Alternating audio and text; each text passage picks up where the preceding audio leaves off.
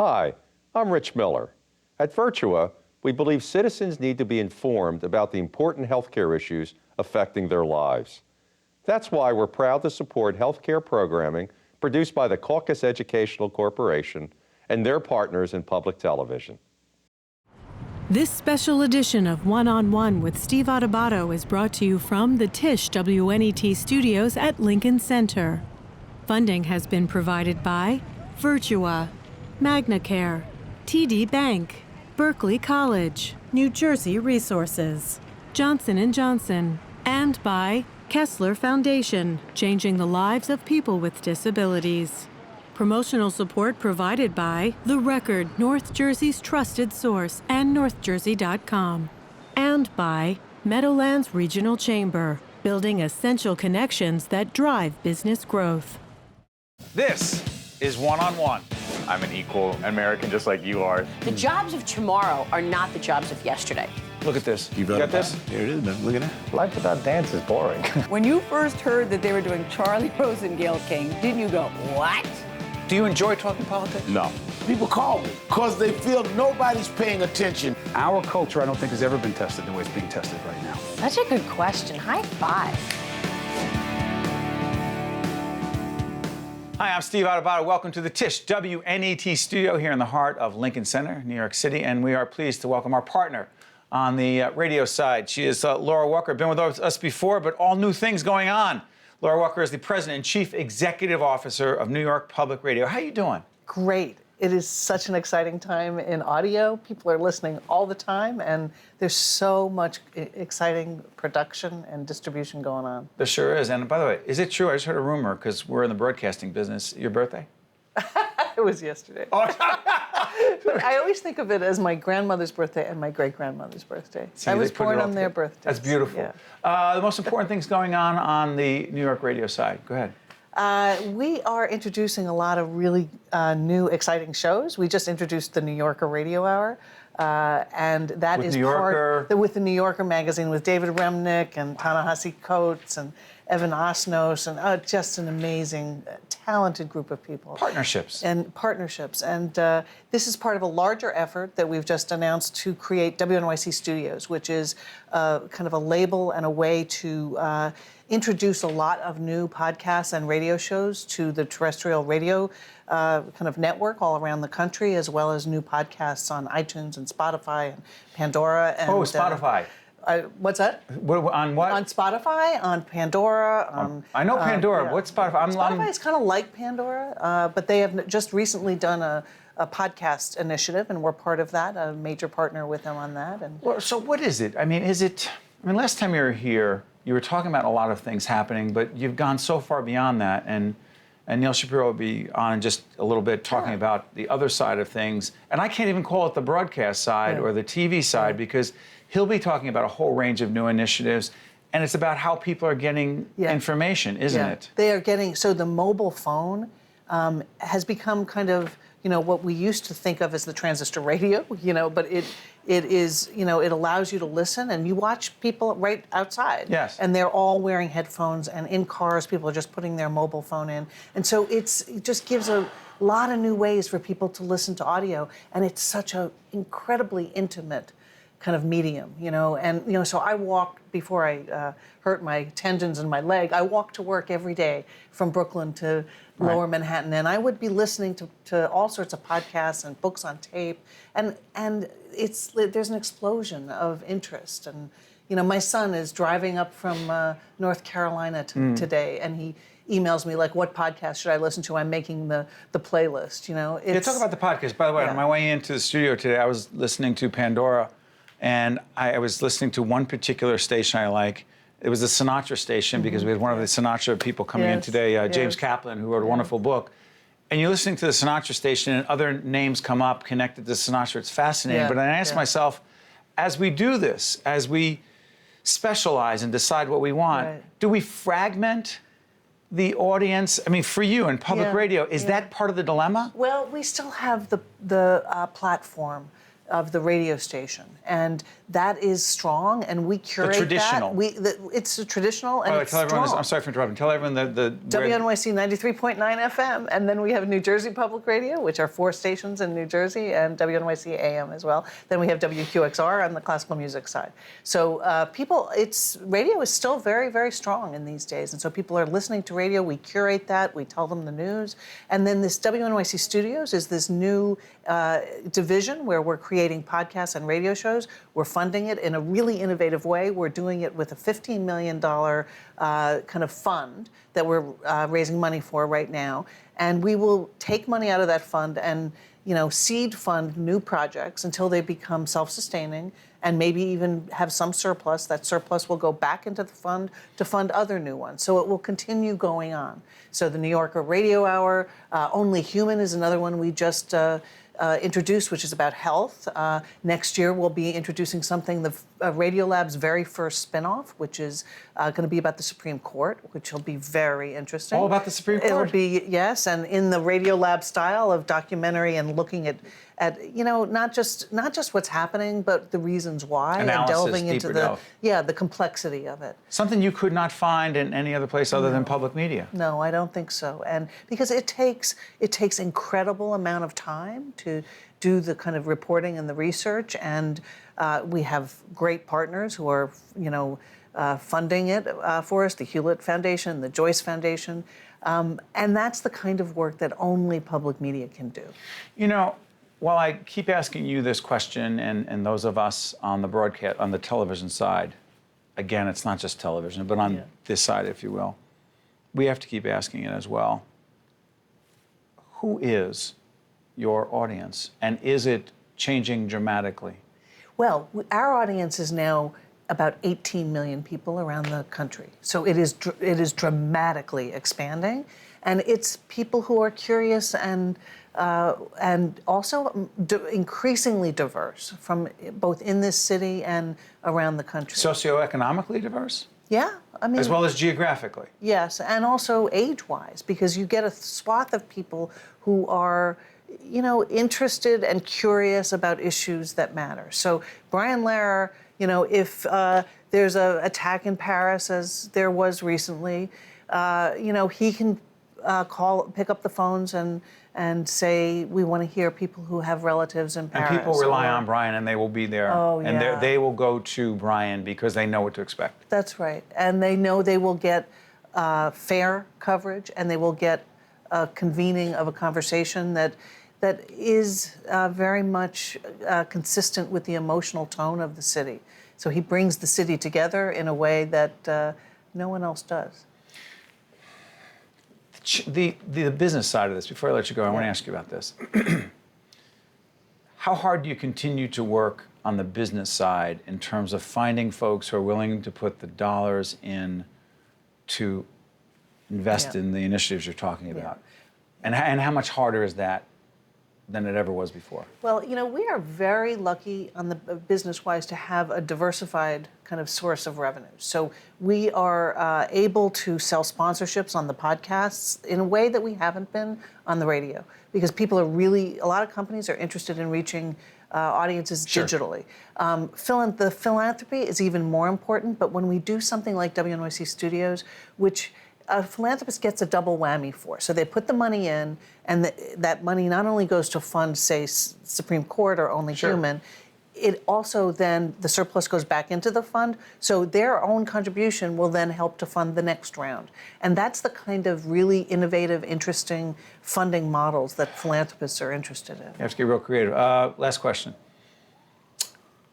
I ask a lot of people who are leaders, because I'm fascinated by leadership, the number one leadership lesson they have learned in their career. So on the spot, the number one leadership lesson you've learned so far is? I think the number one leadership lesson is to trust your gut. I mean, I really think I have developed a sense over time to do the right thing and to lead with what is right and what is to see the possibility of what could be.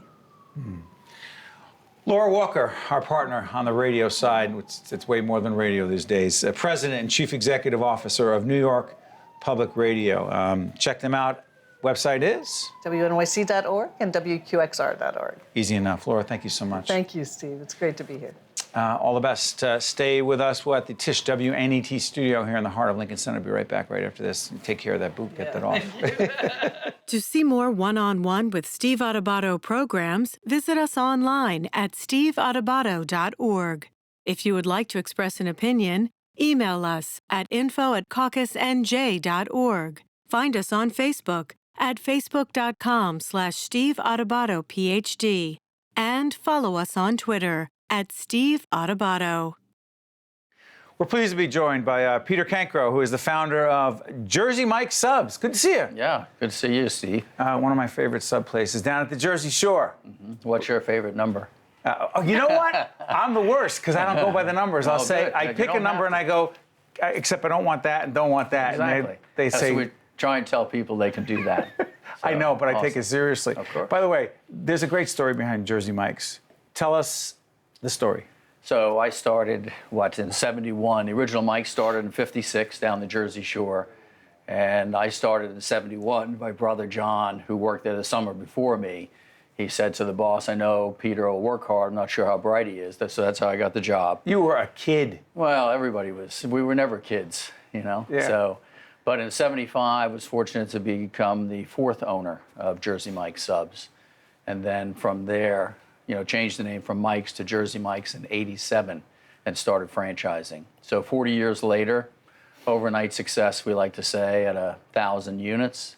And probably within the next 4 years, another 1,000 stores are coming. In an age where, and it's interesting, we happen to be down at the Jersey Shore in a particular location. I was telling Peter, we're in a community that was hit very hard by Hurricane Sandy, Superstorm Sandy. Right. And you know the location I'm talking Sure. about in Lavalette. And you're right on the major highway there. Yeah. A lot of construction, a lot of things going on there. How do you deal with the kinds of things that happen that you can't expect, you can't anticipate, but severely affect your business, your revenue, and your employees? How do you deal with that? Sure. So that day... How do you fit that into the strategic yeah, plan? so when it first happened, we rallied the troops and got generators and fed thousands of people every day, the contractors, everything. We got the subs to them. So we always like to say that we're first on the scene, if you will. To be helpful. Yeah, exactly. But then if a store is shut down or so, it happens, and kind of everybody comes together. The other store owners sort of help out, each other owners that are affected. So it's great. But that whole giving thing, we talked about this right before we got on the air. Giving is big at Jersey Mike's. Talk about it. Sure. So when I was in high school, Bob Hoffman from Hoffman's Ice Cream and Jack Baker from the Lobster Shanty, so two local business guys that gave unconditionally to the youth, to the teams, to the food bank, to the first aid. So I was a recipient of that, playing football at Beach High School. And when I got into business, I said, I think we're going to do this. So giving, making a difference in someone's life is our core mission statement.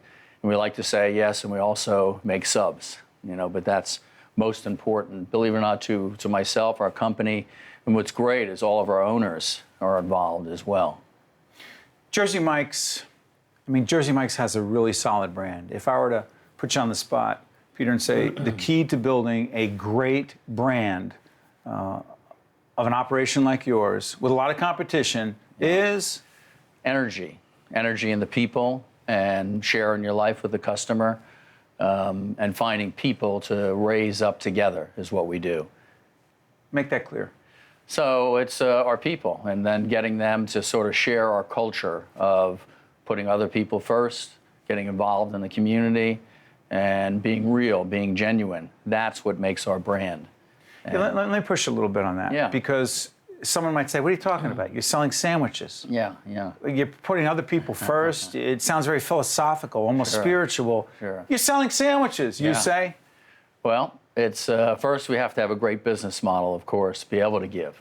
But then with that comes a responsibility to community. And you see it a lot more around America, around the world. Businesses are giving and engaging in their communities. It's really starting to ramp up, and I see it catching momentum. And that's why we come on and talk about it. Maybe some people see this program and say, you know what, we're going to get involved. We're going to do more. And that's what we have to do. We have to do more than what we're doing today. What are we doing this week?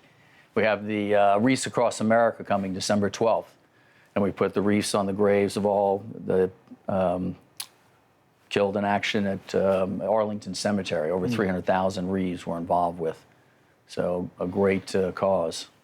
One of the reasons Jersey Mike's is able to be as philanthropic as it is because you've sold a lot of sandwiches. Right now, the revenues are? It's we're at 1,000 stores and almost approaching the $1 billion mark in revenues. $1 billion in sales. Did you ever think, Peter, that you would be able to turn selling sandwiches into a $1 billion business? People often ask that, and I say I thought we'd be a lot further along than we are today. But you know what I say? We're getting there. So a lot of up and down times. When we just opened our 1,000th store, it was a reflective moment for me where I just remembered a lot of the tough times and things that we went through. But again, it's just starting to grow our company, and that's the exciting thing about it. Before I let you out of here, where does your confidence come from, particularly during those tough times? I'm an old running back, football player. So. Hold on, wait a minute. Hold on, let me get this straight. Dr. Spencer Johnson writes this book called Peaks and Valleys, right? Yeah, sure. You know the book? No, I've heard of it. Okay, but he talks about the great leaders having to get through those valleys because a lot of people just fold. You say that you get through your valleys because of your high school football days? Coaches and mentors, teachers that were there for you, and that's you learn a lot, from that. I did, from the different coaches I had.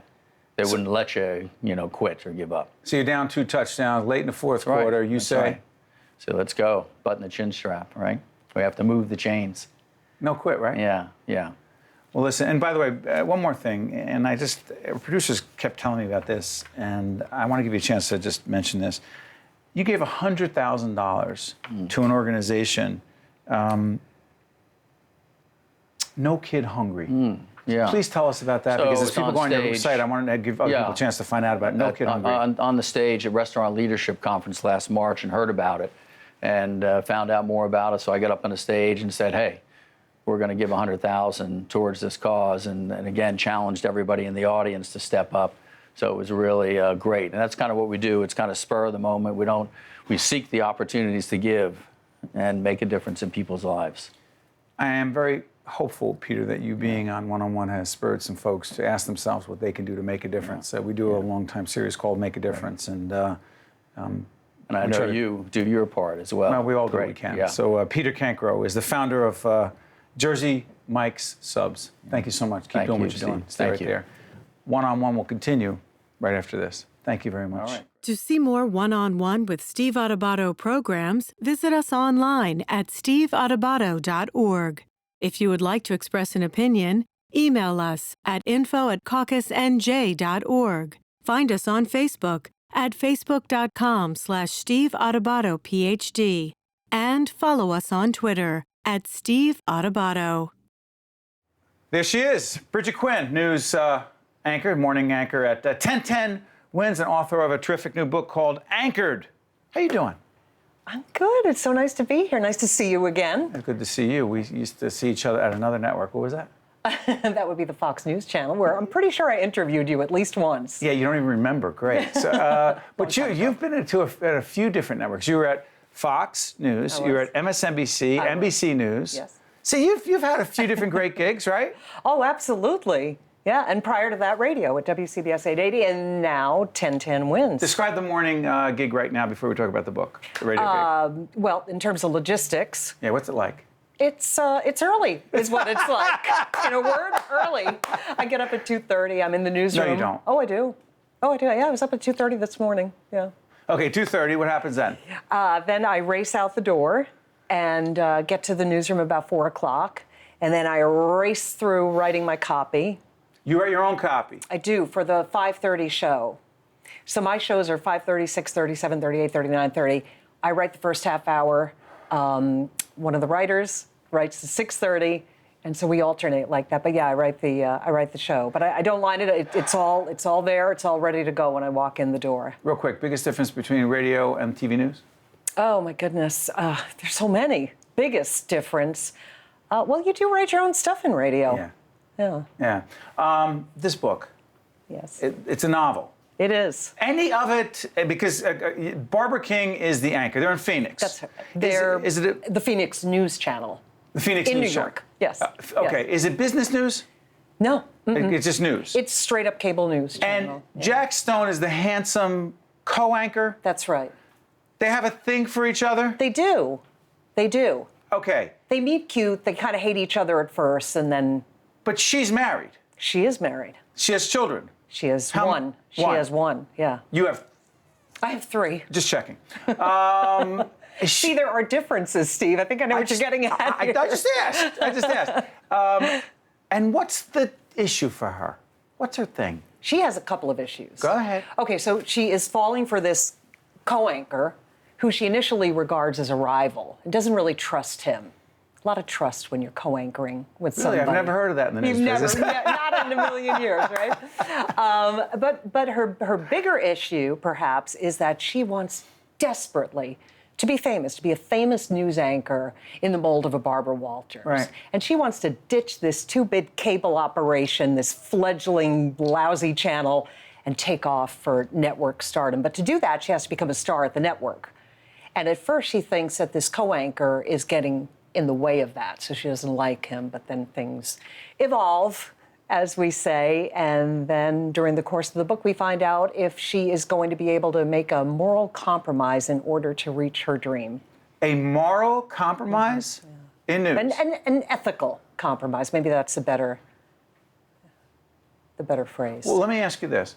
While the character is not based on you, right. to what degree do you feel that in your career, your very successful career, in which you've had to balance lots of different things, right? Yeah. Oh, yeah. Namely your family. Kids. Yeah, those things. Yep. Your kids, Aging right? parents. Right. Whole list. Yep. How challenging in terms of choices, ethical, moral, practical, all of it? Well, for me, the practical choices were, I think, at the forefront. When I started in television, I didn't start at a particularly young age. I had already started a family when I was at Fox. I already had considerations at home. And when I got to Fox News Channel, honest to goodness, I was so happy to have the midday shift. I had no aspirations for prime time or network stardom or any of that. I liked my job. I liked going in. I liked doing breaking news. I liked being a breaking news jockey, if you will. And I was perfectly content with that. So I didn't have any sort of career choices or ethical dilemmas. That wasn't your thing. That wasn't my thing. My big dilemma came up later as the years went by at Fox, and I suddenly had 3 children and an aging parent, was I need to spend more time at home. I'm not managing things at home. So that was my own dilemma. Writing this book, when the heck did you do it? Everybody says that. Spare time? But I did have a little spare time. I did. Well, so I retired from broadcasting in 2008 to take care of things at home. Okay. And I found that once doctor's appointments and the kids were at school, when that was taken care of, I did have a little time. And I've always been sort of an early riser, so I would get up and I would start writing. Did you say to yourself, I have a novel in me? That's what I wanted to do? Or was it a memoir? What did you want to do? Well, I actually went back to, I thought I was going to teach. I thought I was going to teach at the college level, which I did a little bit of. But while I was there, I thought, well, if I really want to be an employable teacher, I better go back to school for a master's. Never got that PhD like somebody else around here, but I got as far as getting a master's. It's overrated, trust me. Yeah, well, it's overrated too for the teaching profession. Wasn't really getting anywhere there, but in grad school, I studied writing and I wrote a sort of a memoir, but I didn't think that would be anything that would be marketable. I just didn't think I was a big enough name. I mean, I could see like a Katie Couric memoir selling or Barbara Walters. So I had an advisor who said, well, listen, why don't we blow it up? Why don't you make a novel out of this? So I did. And blow it up I did, because I really had to almost start from scratch. Getting it published, how challenging. Let folks understand that. Look at your face change. Almost- Why did your face change immediately? Because it was really... That's a whole nother story. That is a whole nother story, which I will never write because it won't sell. But it's true. It is a... I have all my rejection letters from my first book 15 years ago. Oh, you saved them? I've got 27. Oh, and that's not even so many. I have, trust me, I sit there and I go, I reminded them, you have a few. I have more than a few. I have so many. The good news is you become inured to it after a while. It's like, another rejection. Yeah. It's very hard to get an agent. It's almost impossible to get an agent to represent you, which I did get. And then it's almost impossible to get a big publisher to take a chance on a debut novelist. Sure. And then when you do publish, we went the quote-unquote indie route. Yeah. And then it's hard to sell books, and you have to be all over social media. You have to be constantly promoting, as I'm doing here right now. And by the way, I want to thank the folks at Simon & Schuster for finally publishing my book. Oh. And now the folks at Rutgers University Press for finally publishing the others. But more importantly, your book, a novel. It's called Anchored. Brigitte Quinn, who check you out every morning. What time? Oh, 5:30. Bright and early, 6:30, 10-10 wins. Give me a chance to plug. The You gotta big tell 10-10 wins. Tune in every morning. And people can check out Anchor. They can buy this anywhere, right? They can buy it on Amazon and barnesandnoble.com. Listen, we wish you nothing but the best. You've had a Thank you. fascinating career. You continue to have a great career. Thank you. And people can learn from this. And they'll have to find out if they actually get together, the two You have anchors. to read the book, Steve. Listen, thank you. Wish you all the best. All right, great to see you. One-on-One with Steve Adubato has been a production of the Caucus Educational Corporation, celebrating over 25 years of broadcast excellence. This special edition of One-on-One with Steve Adubato is brought to you from the Tisch WNYC Studios at Lincoln Center. Funding has been provided by Virtua, MagnaCare, TD Bank, Berkeley College, New Jersey Resources, Johnson & Johnson, and by Kessler Foundation. Transportation provided by Airbrook Limousine, serving the metropolitan New York, New Jersey area.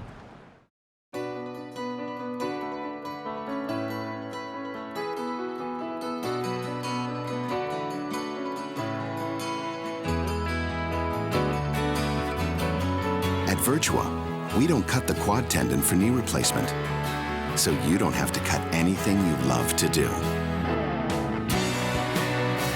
It's what we don't cut that counts. The Virtua Joint Replacement Institute. Visit gotmylifeback.org today.